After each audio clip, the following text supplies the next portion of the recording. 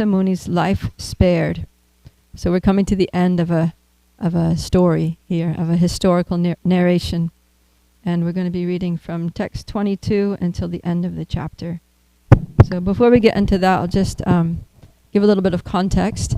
So long ago, many thousands of years ago, there was a famous king named Ambarish, and he was a devotee.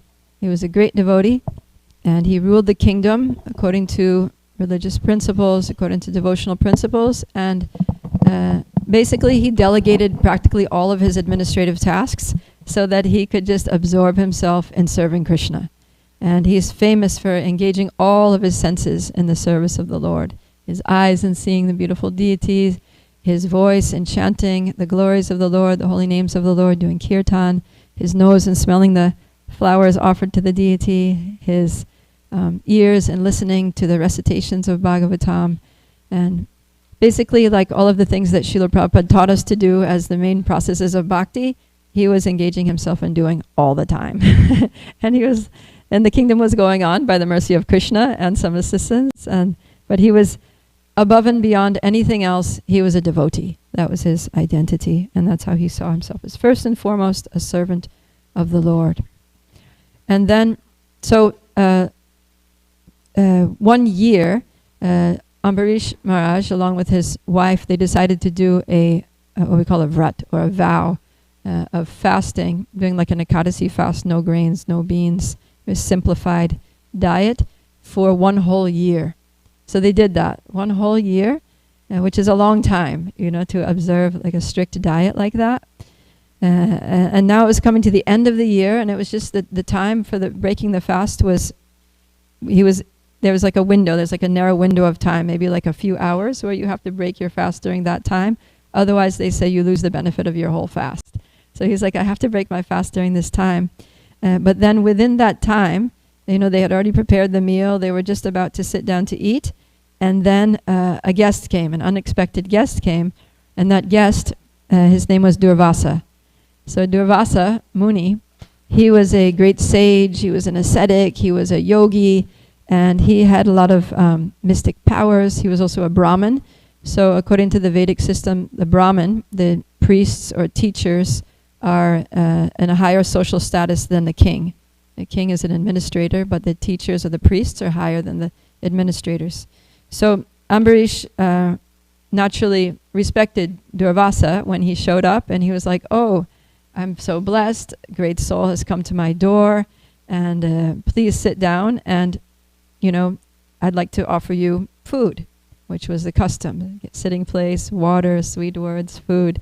So he wanted to receive him according to the etiquette with all respect. But then Durvasa Muni said, oh, well, I'll be right back. I'm going to go down to the river. I'm going to bathe. I'm going to chant my Gayatri. I'm going to do my midday rituals, and then I'll come back and eat.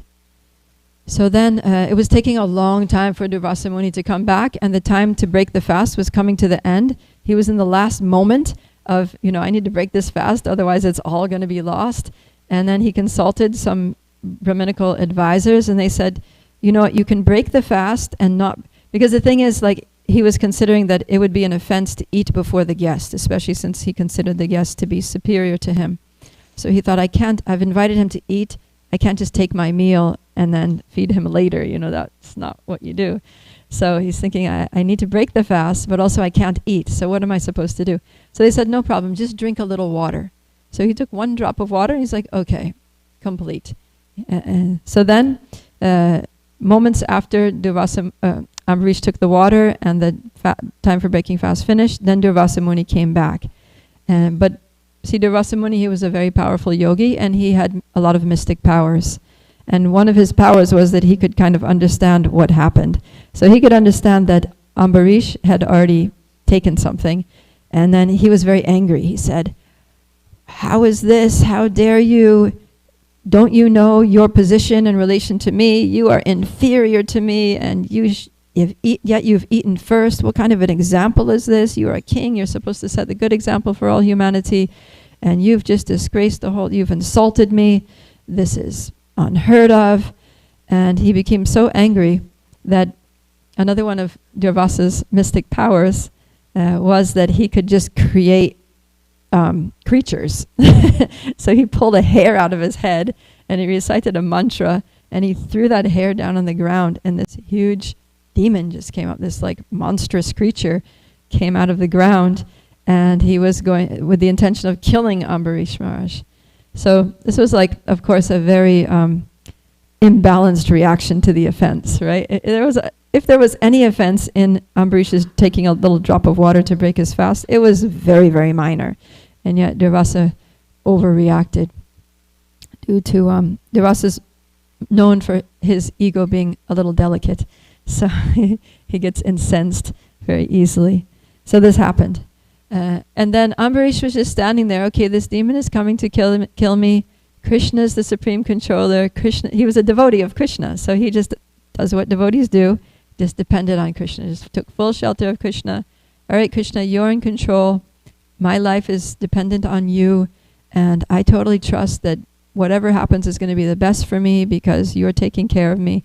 So if this is how you want me to die, then let it be. And if you want to protect me, then go ahead. You're totally free and independent to do whatever you want to do. And in all positions, in life or in death, in happiness or distress, I am your servant. So that was Ambarish's attitude. And so he just stood there and he was just like, not worried, not anxious, not running for his life, nothing. Just standing there. And so, true to form, Krishna, as he says in the Bhagavad Gita, always protects his devotees. And so Krishna, he had actually stationed his weapon, his personal weapon is a Sudarshan chakra. So it's like a disc that has, it's very powerful. It's more powerful than many, many atomic bombs put together because it's not a material weapon, it's a spiritual, transcendental weapon. So that disc just started flying out towards Durvasa and chasing him and scorching him. So Durvasa was like, oh no. Then he, very different picture from what Ambarish's response was to, having his life threatened. Durvasa started yelling and running and he just like took off. And Durvasa also had his mystic powers that he could travel through space. He could go from one planet to another. So he's like going from one planet to one demigod to another, asking, please save me, please save me. And everyone's like, I can't save you. This is Krishna's weapon. Krishna's God. We can't counteract his will. And so no one was able to help Durvasa. And finally he went all the way to Vaikuntha, the abode of the Lord. And even the Lord said, okay, this is my weapon, but the reason that the weapon is attacking you is because you've actually offended, you've mistreated my devotee. And so it's not going to leave you alone until you go and apologize and make it good. So then Durvasa's like, oh, shoot. Then he had to go all the way back down to earth and go back to Ambarish's house and be like, really sorry. I overreacted. I couldn't control my anger. And so, but of course Ambarish, he was just standing there like, no, it's okay. It's all good. It's all my fault. Like I ate, don't worry about it. You're my superior and you can act any way you like. And my position is to, facilitate. So don't worry. So Ambarish, in all situations, he just took the very humble position, very peaceful, calm, respectful in all circumstances.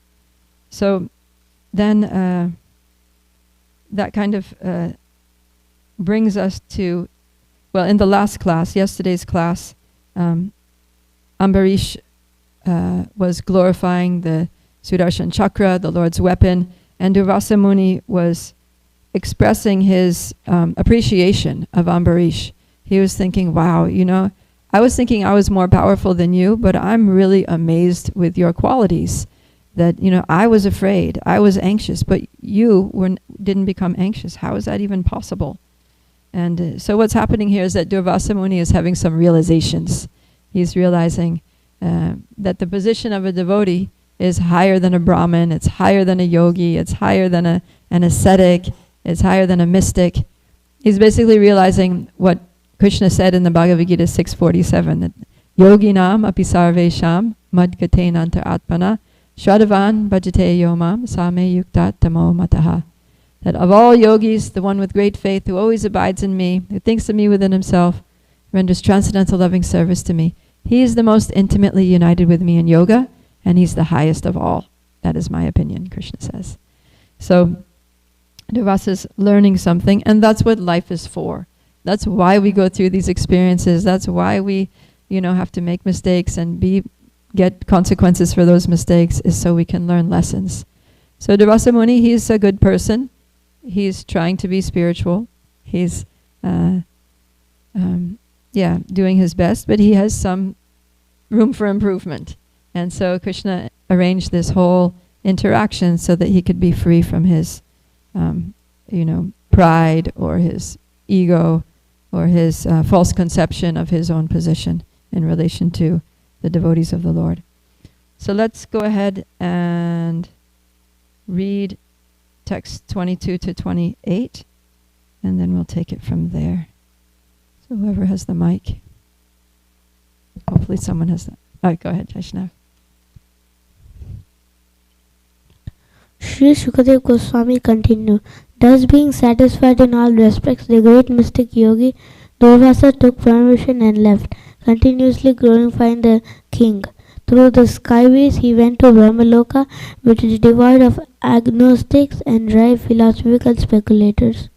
Okay, so this is interesting. So this is after they resolved everything, they apologized. Actually, an interesting thing that I forgot is that the whole time that Durvasa was being chased by this Sudarshan Chakra all over the universe, a lot of time was passing. A whole year passed before he came back and actually apologized. And during that year, Ambarish didn't eat because he kept thinking, I invited Durvasa to come and take prasadam with me, and he still hasn't eaten, so I can't eat